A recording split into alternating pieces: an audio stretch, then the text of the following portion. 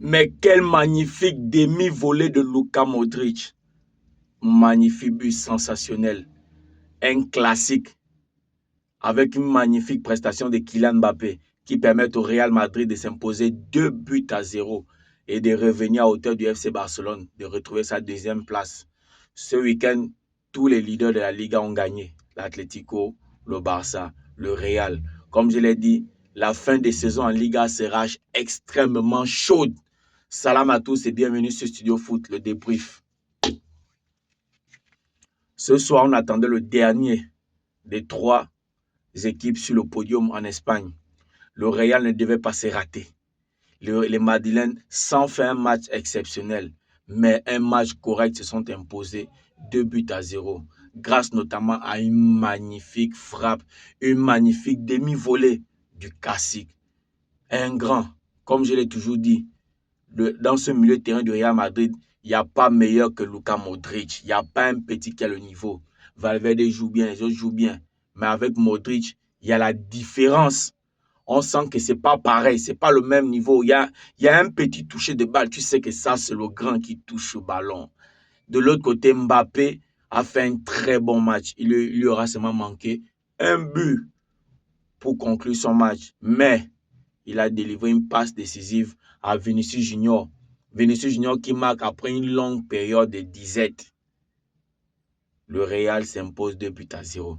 Et pourtant, les hommes de Carlo Ancelotti en premier temps n'ont pas été très efficaces. Ils ont essayé de jouer, ils ont dominé, mais au niveau de l'attaque, c'était des déchets, c'était de l'incompréhension. Voilà, ils n'ont pas pu s'en sortir. Ils vont à la pause avec le 1-0 grâce à Luka Modric. En seconde période même, le Real baisse de niveau parce que Girona revient. Mais les changements effectués par Carlo Ancelotti permettent au Real de marquer le deuxième but.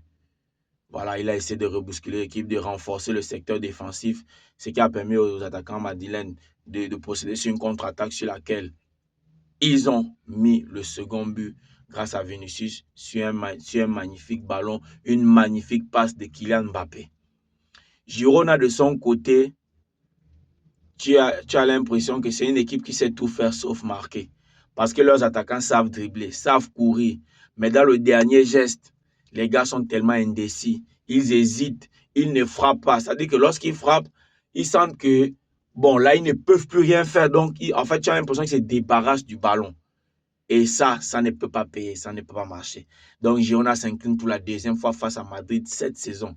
Cette victoire du Real les permet de revenir à hauteur du Barcelone, même s'ils sont deuxièmes, et de relancer complètement la Liga.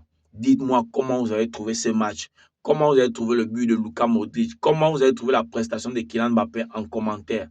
On like, on partage, on s'abonne pour ceux qui ne sont pas encore abonnés. On clique sur la cloche de notification afin de recevoir nos dernières vidéos. Sur ce, on se voit d'ici mardi pour un autre débrief concernant la Coupe d'Espagne.